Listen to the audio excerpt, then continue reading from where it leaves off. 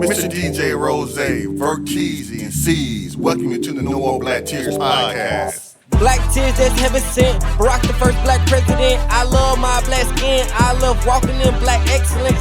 Black power, let's represent. All black, that's evident. I'm sure MLK and Malcolm X both didn't die for the hell of it. Strap your seatbelt, go and sell our land. What makes you think that we would sell our land? We wouldn't sell our land. What makes you think that we would go ahead and try to sell out then? No more black tears, black on black kids. Love us as is, love with passion. Paying black bills, learning black skills, making black meals. Black is backing. Big shout out to Fred Hampton. I'm black and proud like I'm James Brown, but I ain't doing no acting. My people here from the motherland. This podcast now active.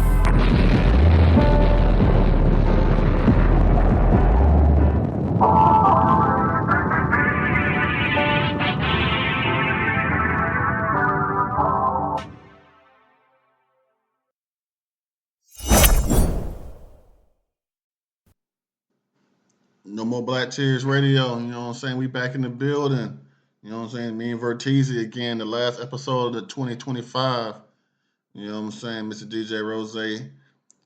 We gonna sign out on y'all boys for today, but it all happened in the week, man. What's going on? So this weekend sports. So we're gonna start with the NBA. Like, there's been a lot of stuff that's happened these last couple weeks in the NBA, from the Knicks winning the NBA Cup championship. Would you discuss that in your final thoughts, Rose? The first thing I want to mention is doing the NBA Cup playoffs, if you want to call it that, but in-season tournament. We saw that the Spurs beat OKC, and then we had the Christmas Day games this week, and during the Christmas Day games, we saw the Spurs beat OKC again. They beat them 3 times this season so far in a short span of time. And me and my brother TTK was talking. Wemby different, man. Wemby different. Like, even when Wemby's such a different game changer that even if he don't give you the stats of some of these other players offensively, what he does on the defensive side of the ball, if you watch those games, you could watch those games and just tell when he's on the court, them niggas don't want to go nowhere near that paint. Like, he's a game changer when it comes to that. And then offensively, like, he's such a threat that it opens up things for, De'Aaron Fox, Devin Vassell, Stephon Castle. It opened up things on the perimeter for those guards because he's so versatile in the things he can do. So OKC, man, hey, I'm happy to see that the Spurs got their number, because at one point in time it seemed like the OKC was going to just run through the league and it was going to be just a inevitable conclusion to who's going to win the championship. But I'm gonna be real, man. If there's one series I want to see a 7-game series between the Spurs and OKC, because I think we're going to get magic. And speaking of the magic, I'm gonna go to the Eastern Conference real quick. Hawks, man, we got to figure some shit out. Y'all was winning and looking good when Trey was injured. Jalen Johnson, you was doing your thing, dog. Dyson Daniels was doing your thing, dog. Like, y'all was putting up 40, 30 points a game. Like, y'all both on the wing. Y'all was looking like some young stars, bruh. Trey come back. Trey gets 30 as soon as he comes back. But Dyson, you're not doing nothing offensively right now. Jalen, you struggling offensively. Like, you had a good game. Like, it's been like 3 games back for Trey, and you had one good game out of those 3. And I think we're 1-2 in those games. We're just not like really looking good. Like, I hate to say this because I've been a big Trey Young supporter, man. Trey, you got to figure this shit out, bro. Is you the oldest nigga on that team in terms of the talented players? You got to figure out how to play with them young bulls, because we got a squad. You got probably the best team you've had since you've been in Atlanta. If you can't figure out how to play with them niggas, unfortunately, as much as I'm a supporter of you, and I think you a top 12 player in this league, but we're going to have to trade you, bro. And we're going to have to bring in somebody that can play with them niggas. Like, I saw a trade for Giannis for you, man. We're going to have to pull the trigger on that shit, bro, because, nigga, we got a chance to win right now. The East is so fucked up that if we can get just one player, which it's supposed to be you, Trey, that can play like an elite superstar player with all the talent we got, but we can make it run to the finals, man. So, like, yeah, man, Trey, you got to get it together, or you might have to get shipped out for a key piece. Yeah, I wouldn't mind that ship Trey out. Yeah, it'd be good. It's like they love shipping good players out. So, you know what I'm saying? They ship Luka out for Trey. They ship Derek Queen out for for a first round draft pick next year. We don't even know who's coming out next year, but Derek Queen balling.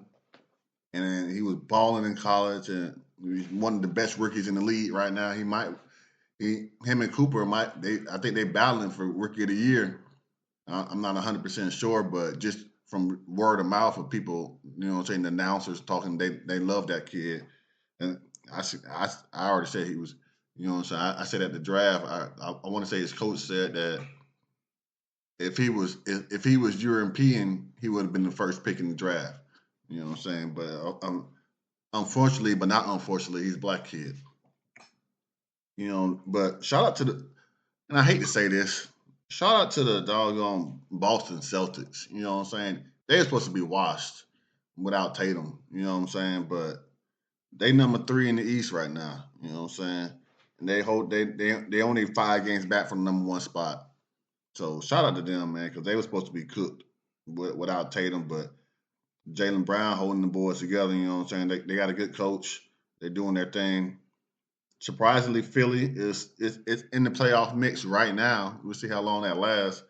But like you said, Atlanta, man, we were doing so well. But now we're under 500. Man, bro, it all started when Trey came back. It's like, what in the world's going on, man? And Lakers talking about JJ talking about, oh yeah, since LeBron came back, it's been issues, and saying that they gonna have to figure something out. And what DeAndre Ayton said, he said, that's news to me. I don't know nothing about that. I don't know. Whatever. If he said, okay, whatever. Y'all took that man serious? Y'all took him serious. Basically, he was like, man, that nigga JJ a hoe. That's another nigga need to get traded. Yeah, man. So Lakers, man, what y'all gonna do, man? Because y'all was doing really good. You had the white boys playing good. LeBron come in, you know what I'm saying, and ain't flowing like it's supposed to. That's what coaching is for. Ain't that your job? The coach, not the. Who do you think you are to go to the media and talk about this in the beginning of the season? Who do you think he is? Phil Jackson? Man, I saw something online, man, talking about coaching with the Lakers, where that starting 5 for the Lakers was Rui, DeAndre Ayton, LeBron, Luka, and Reeves. Like, they basically only played a limited amount of time together, but as far as like the minutes they played and how they produced, they the worst starting 5 in the whole league. Like, that's wild. If that's the case, then hey, JJ, one or two of them niggas that come off the bench, dog. Yeah. Exactly. That ain't hard to do. But the thing is, if you JJ, you don't want to bench LeBron because he's LeBron. Austin Reeves is playing like an all-star this year. You can't bench, Luka, but you the coach. You get paid to make them tough decisions. Yeah, but it's not you don't have to bench him, but you can start the rotation earlier. That's what I'm saying. Like, one or two of them got to come off the bench. They can get started minutes. No, they ain't even got to come off the bench. They can start, and then the rotation just start earlier. You mean pull them out earlier in the game? Yes. Okay, yeah. You got to do something. You got to do something, man. Because obviously, defensively, that rotation is not good defensively. Yeah. So, man, shout out to the best player in the world, man, Jokic. You know what I'm saying? From Solakovic, whatever you're from, man. Shout out to him, man. Man, that guy's unstoppable. 50-point triple-double on Christmas. You know what I'm saying? I don't know why they threw Ant out, but Ant, calm down, man. Pipe down. You from the pipe down. So, but man, Jokic, man, he about to get another MVP. Man, Joe MB, man, get that man your MVP, man. Hey, man. So talking about MVP, man. So this coming week, we got New Year's Eve, New Year's Day. We're going to get some college football games. And we're going to get to watch the Heisman winner, Mendoza, play. I think the most important game out of these 4 that I'm interested in seeing, and I kind of gave my thoughts last week, but I thought about it, Miami versus Ohio State, because Ohio State going to beat the shit out of them boys. I had a coworker who bets on games, Rose, and do point spread, and he feel like Miami is going to cover. And I said, no, they won't. And he asked me why. He was just trying to explain how good Miami defense been. I said 2 words: Carson Bet, bro. He gonna throw 3 picks in this game, and one of them gonna be for a pick 6. Like Ohio State, the competition in the Big Ten, the ACC is no longer a power conference, to be real. Like to be honest, the ACC is what, maybe a step above the G5. If you want to be real, like nah, man. I really think Ohio State and them boys, like their defense is going to smother them. Like Texas A&M gave Carson Bet and them boys a hard time, in terms of just the ability for the offense to move the ball and score.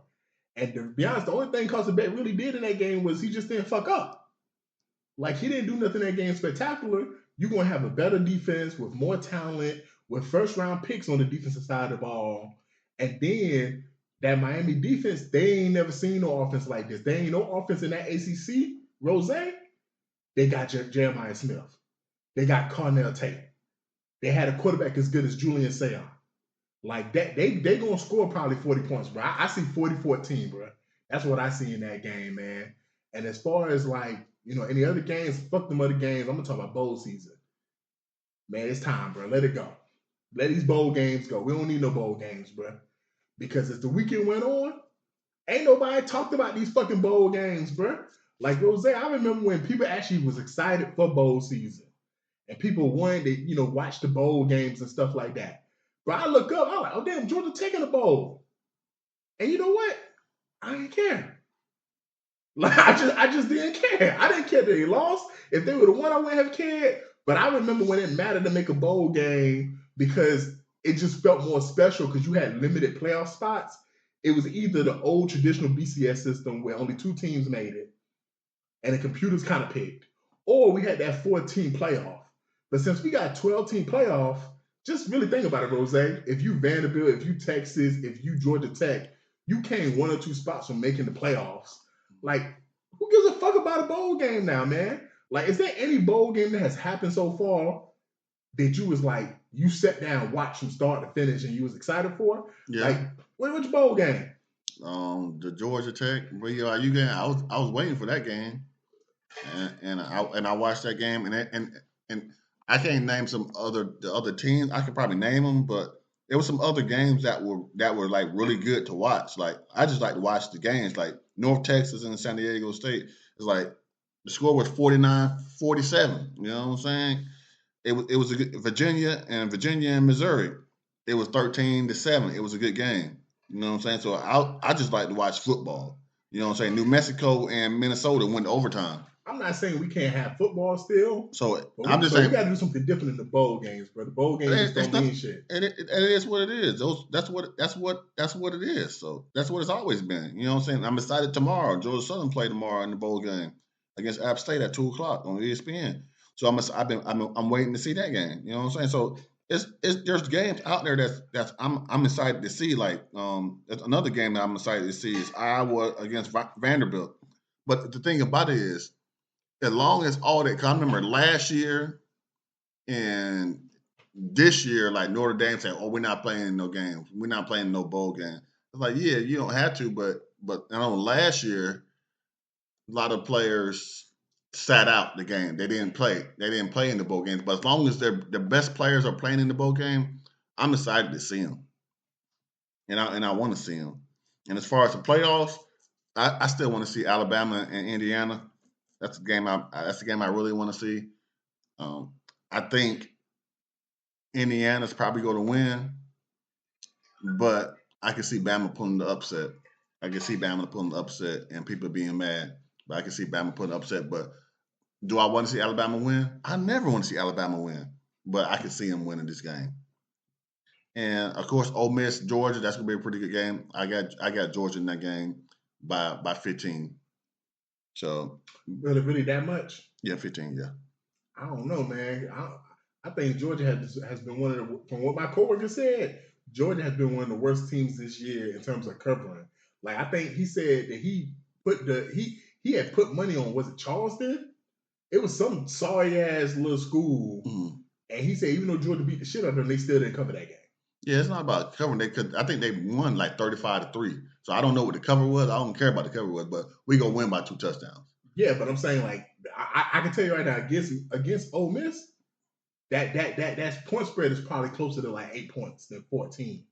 So like that's what I'm saying. Like I think they're gonna win, but for you to say 14, you saying that they're gonna easily cover. Yeah, they gonna win by which has not been the case all season. Yeah, they gonna win by 14. When they played them last time, I think then you might need to put some money on that point spread. Then I don't think we can do that in Georgia.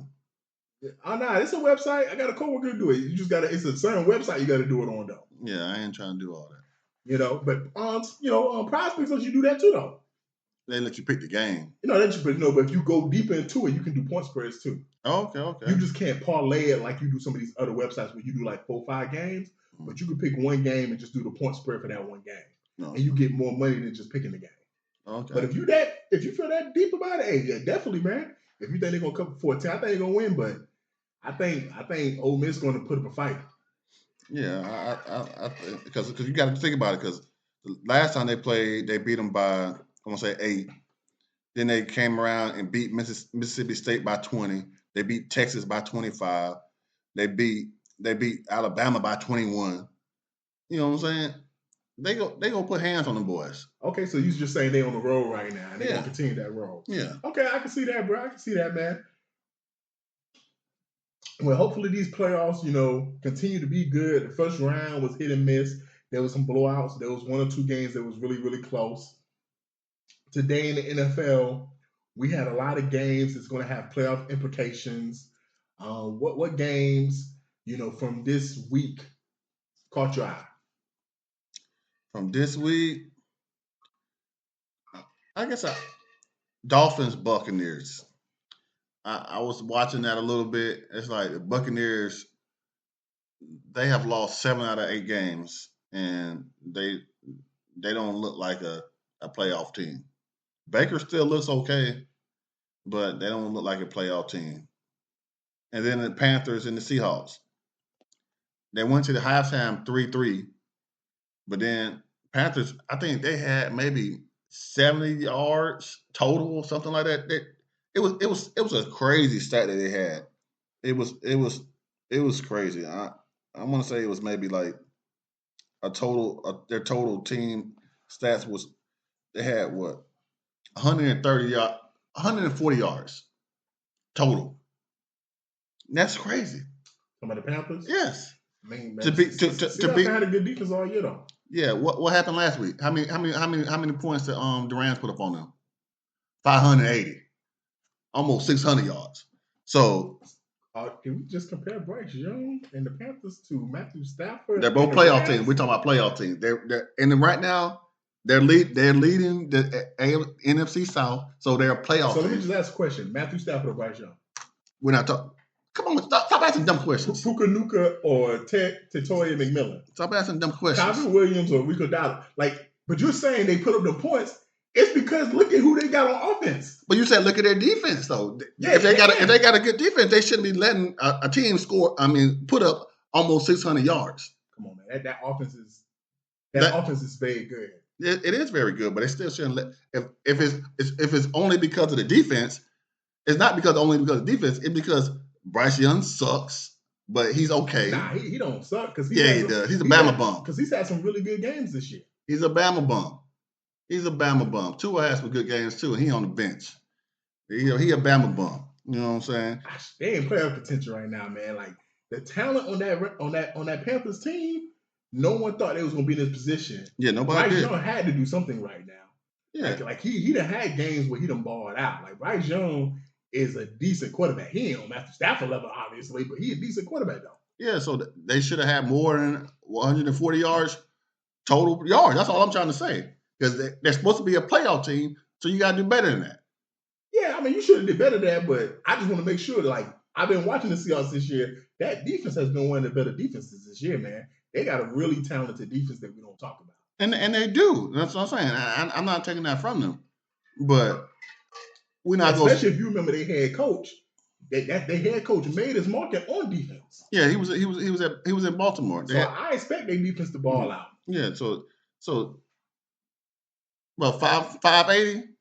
I mean, it's gonna happen sometimes. Like if you got an elite defense, you're gonna have weeks where you on fire. And today they was on fire. Last time I checked, the 2001 Ravens, they ain't 580. That was elite defense. Come on, man. What offense was during that time period could do that to them though? The Rams.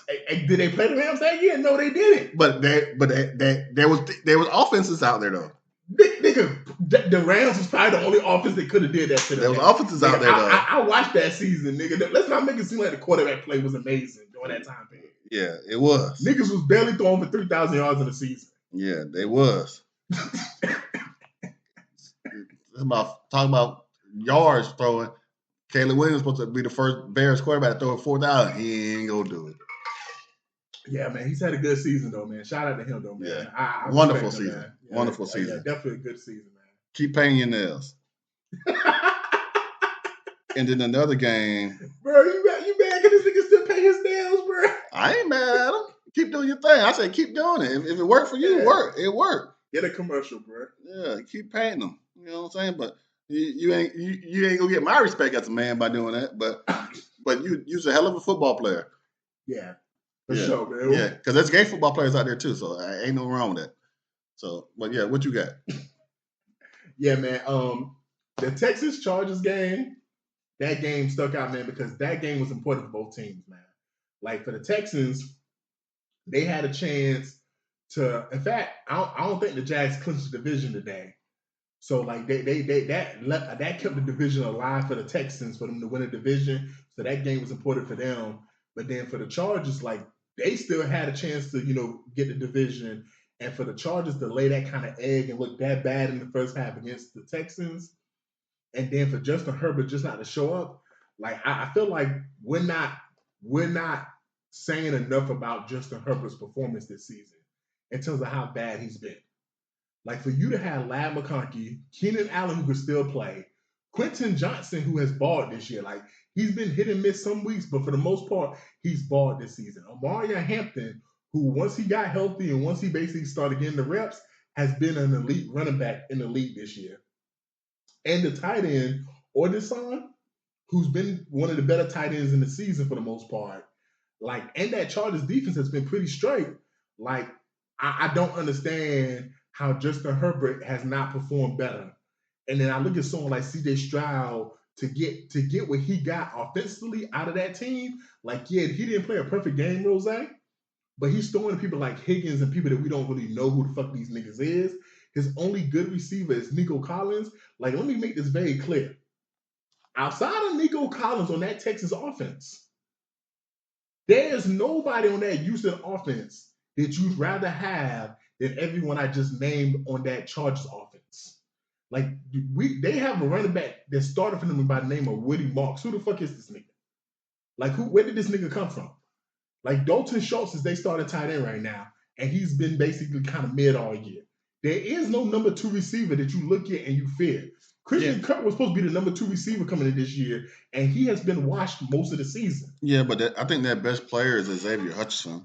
You know what I'm saying? Wide receiver, number 19. I think he been balling.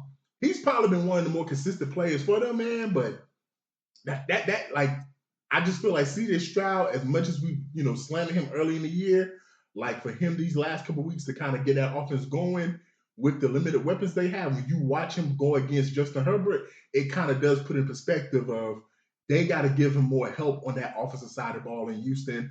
But Houston got a chance to do something in the playoffs, man. I'm looking forward to see what they're going to do next week when they play. In the other game, man, shout out to the motherfucking Steelers for getting they win. I mean, for the Browns for getting they win against the Steelers, man, because that was a big win. Like, Shador played straight for the most part. He beat Aaron Rodgers and them boys, and they needed that game. The Steelers needed that game. And, hey, shout out to them. But I got to touch on the Bills-Eagles game. That was probably the marquee game of the week, the game everyone had circled as probably the game of the week. And from the highlights I saw, from what I saw in the fourth quarter, man, this nigga Jalen Hurts, offensively, you got to do better, dog, man. Like, they said this nigga didn't complete a pass the whole second half, dog. Yeah. The whole second half. Like, bro, I don't know, can you win a championship like that, man? But just like I was talking about with Seattle, but that Philly defense been something special, dog. For them to hold Josh Allen to what they held them to, only 2 scores all game, and then for it to come down to the 2-point conversion, and you can say good defense, bad, throw by Josh Allen. It's a bad but throw. But the point is, nigga, it was incomplete. Yeah, it was a bad throw. And I'm gonna tell you something, bro. Hey, when I played football in high school, I saw DBs get their knees broke all the time. And when that ball was incomplete, them DBs popped up and said, no. So, like, hey, it was incomplete. That's all that really matters, man. But so, like, with that defense, they can probably do some things in the NFC. But Jalen Hurts, same thing with, Justin Herbert. It's just too much talent on that offense for y'all not to be able to put up more points consistently, because you're not going to be able to do that in playoff games consistently and get away with it. You're not going to be able to just complete no passes in a whole half of football and it'd be okay. Unless you just have Saquon running for 200 yards in the game, then yeah, man, we saw Jimmy G get to the Super Bowl like that. But outside of Saquon running for 200 yards in the game, you're not going to be able to do that. And as far as Josh Allen, man, I keep hearing, man, some niggas say he the best quarterback in the league. Some niggas say he the second best. I know a lot of niggas think he better than Lamar. Hey, man, that nigga played terrible today, man. And to be honest, he really didn't play like that most of this season. He only really done had a couple handful of games where he didn't really show it out and the ball the fuck out, to be honest. And on that last drive, for him to miss that wide open man, like, I just want to see, when we watch sports TV this week and we get online and people talk about the Bills, I just want to see what kind of criticism Josh is going to take for that missing that throw. Because I know when Lamar miss a throw, man, they come out and they ready to tear his ass up, man. So I just want to know, is Josh Allen going to take the same kind of heat that Lamar be taking when he missed throws like that? As far as this week coming up, man, I just talked about the Steelers, man. I think the Sunday night game should be Steelers-Ravens. Because I don't know what's going to happen in this 49er Chicago game, but I will say this. Regardless of what happened, I don't think neither one of these teams are going to be playing for the division. I think the only game that might be like when both people are just playing for the division, and not just the division, is win or go home. Because I think the 49ers probably going to still make the playoffs even if they don't win the division. Like that Baltimore. Yeah, they already clinched. Yeah, see, that Baltimore-Pittsburgh game is probably the only game that both teams win and go home. So I feel like that should be the Sunday night game. We get to see, hopefully Lamar comes back and plays, because it's not going to be the same game if he doesn't. So hopefully we get to see Lamar against Aaron Rodgers for a playoff spot, in the AFC. And I told TTK, hey, if Lamar and the Ravens can get in the playoffs, and if Derrick Henry can play half as good as he did this past Saturday, and if Lamar can just look like somewhat of the MVP play we know he can be in the playoffs, man, the AFC is in trouble, man, because that Baltimore defense has been awakened. They're playing much better than they did early in the season. We know the kind of player that Lamar can be. He hasn't been that consistently all season. And we know what Derrick Henry can be. Like, I don't think there's a scarier team than the Ravens if they make the playoffs. And if Pittsburgh make the playoffs, I'm just going to be real, bro. Like, okay, cool, good for them, man. Like, I don't think nobody's going to pick them to do anything, man, but good for them, man. It's a nice story for Aaron Rodgers. And the other game that I think is going to be interesting is going to be the Seahawks and 49ers. Because if the 49ers win this game, and that game's going to be for the division.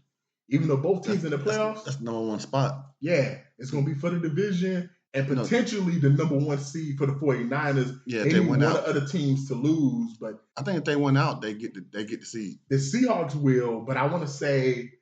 That's why if the 49ers win out, they'll. Oh, yeah, my bad. Because the only other team in their way is the Bears. Yeah. Yeah. So, like, if they win tonight and win next week, that game is going to be for the number one seed in the division, which. I'm be real. If you give the 49ers the number one seed with the injuries they have, because right now we see George Kittle's not playing.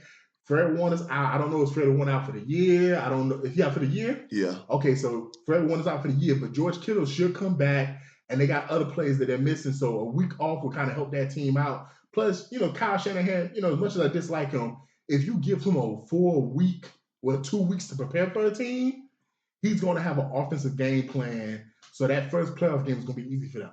But then for Seattle, man, all I got to say is if I tell you that Sam Darnold is the starting quarterback for the number one seed in the NFC, this is the reason why sports is so great. because this nigga was dog ass in New York. And then last year we saw the year he had with Minnesota. And for him to come back this year and potentially have a chance to get the number 1 seed again, because he could have got the number 1 seed last year. So I think this is a big game for Sam Darnold because we saw how bad he played against the Lions in that season finale and what it led to for the playoffs. So like this is another opportunity for him to show, hey, I can play big in big games. And I'm gonna be real, Rose. I feel like he's starting to turn the corner because even though he played bad that first half against the Rams on Thursday Night Football, we gotta admit that fourth quarter in overtime, Sam Darnold did his thing against that defense, man. So I feel like we might be seeing Sam Darnold go on a run, man. And hey, this is gonna be one of the more interesting playoff seasons we've ever had in the NFL because not all the usual suspects are in the playoffs and in prominent positions. So like I'm definitely looking forward to see what happens right there. Yeah, I think the NFL should do this more often because they have the opportunity to pick whatever games they want to put on either Monday Night Football, Sunday Night Football, and throughout the day. They haven't set any times, any schedules yet. Yeah, everything's TBD. Yeah, so I think they should do this more often. But a good game that's going to be there for the taking. You said the Steelers and the Ravens, but the Buccaneers and the Panthers are in the same situation. Yeah, they are. So I'm gonna mention them. They're in the same situation. So they doing Saturday games? No. So everything's Sunday. Everything's Sunday. And no Monday Night Football. And it might be Monday. So it's either games on either the 3rd or the 4th. So it's the 3rd. If there's a Monday night game, then Ravens Steelers should get that game, and the Sunday night game should go to Panthers Bucks. Yeah. So the 3rd. It's the 3rd of Sunday. The 3rd is a Sunday, right? Yeah. Yeah. So it says yes. No Saturday night game. So it's all on the 3rd or the 4th.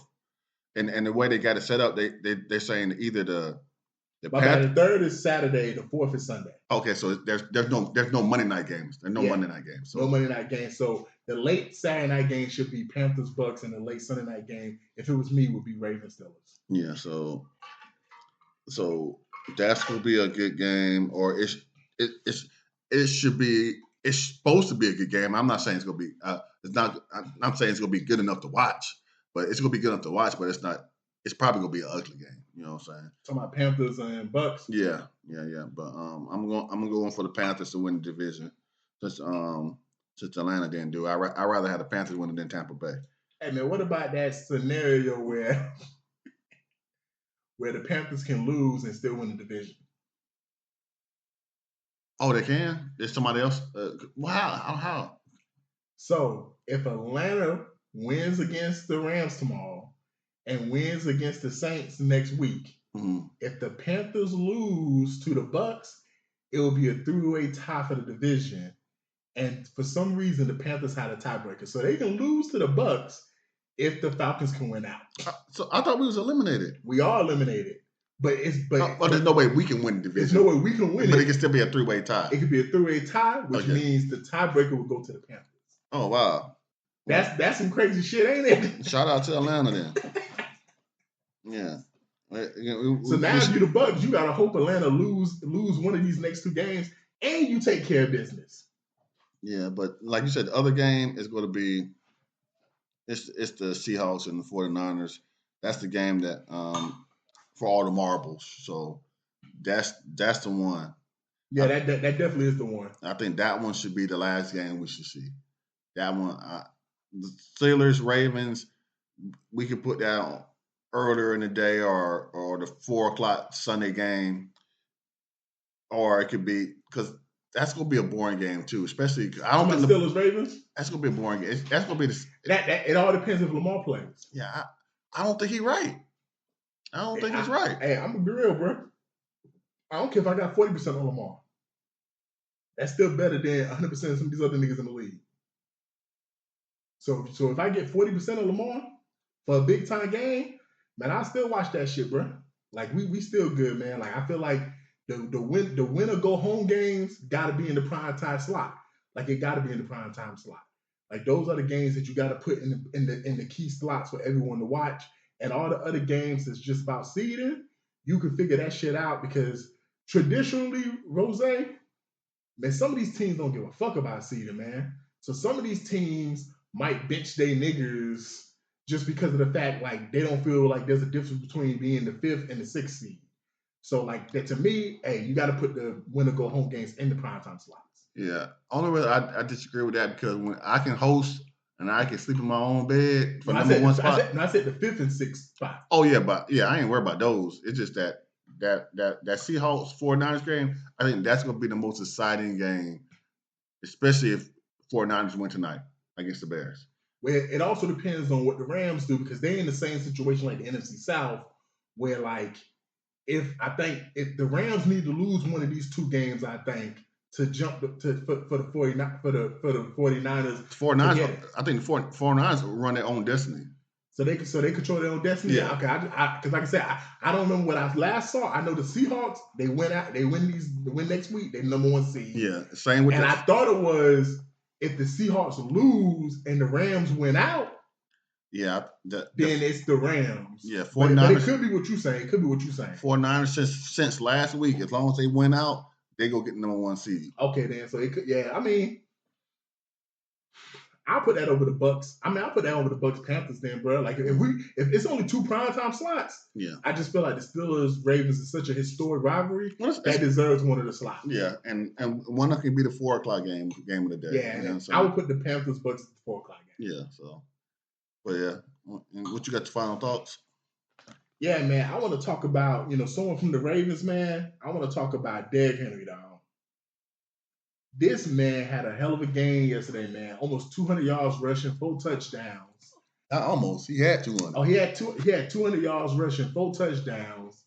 This is somebody who's been an elite football player since he's been in high school. And it's so funny because he ran for 12,124 yards in high school in 4 years. Rose, he has 12,892 rushing yards in the NFL. And he's been in the league for about 10 years. Yeah, he's top. He just passed top 10. Like, he only has 700 yards more than his high school career. That tells you kind of work he's been putting in since he first started grabbing the football, man. Derrick Henry, man, is the last of a dying breed. We're not going to see another running back like him. We're not going to see a power back that just goes between the tackles and handles his business for over a decade like him. Because if you look at the league right now, we got the Saquon Barkleys, the Bijan Robinsons, the Christian McCaffreys. We got all these elusive running backs that do both. Derrick Henry's going to probably be the last running back to make the NFL Hall of Fame that's probably going to have less than 500 receiving yards in his career, man. So shout out to Derrick Henry, man. I would love to see you in the playoffs one last time before you call it quits. Yeah, so my final thoughts is kind of sort of with the 49ers, another football player, Brandon Ayuk. It's like he's willing to throw away millions of dollars just so he doesn't have to play for the 49ers. But just last year, he sat out so he can get this contract, got hurt, ain't played all year, and now he want to get traded, and he don't even want the money no more, and doing all kind of other stuff, speeding past the stadium, you know what I'm saying, with his middle finger up. He's doing all kind of crazy stuff, and some people are saying it's mental health issues. I know what it is, you know what I'm saying. Dr. Umar already told y'all what it is. It's that snow bunny issue. It's that snow bunny-itis. Because if she was with a strong sister, he would be playing football. Because she's going to say, you are not about to throw away $20 million. Oh, no, we not. Oh, no, we not. No, you better get out there and push through it and put your pants on. You ain't no hoe. Your mama ain't raised no girl. She could have had a girl for that. So, man, that's my final thoughts. And shout out to the mama. Got her. Mr. DJ Rose, Verkeezy, and C's, welcome you to the No More Black Tears podcast. Black tears that's heaven sent. Barack the first black president. I love my black skin. I love walking in black excellence. Black power, let's represent. All black, that's evident. I'm sure MLK and Malcolm X both didn't die for the hell of it. Strap a seatbelt, go and settle land. What makes you think that we would sell our land? We wouldn't sell out now. What makes you think that we would go ahead and try to sell out then? No more black tears, black on black kids. Love us as is, love with passion. Paying black bills, learning black skills, making black meals. Black is backing. Big shout out to Fred Hampton. I'm black and proud like I'm James Brown, but I ain't doing no acting. My people here from the motherland. This podcast now active.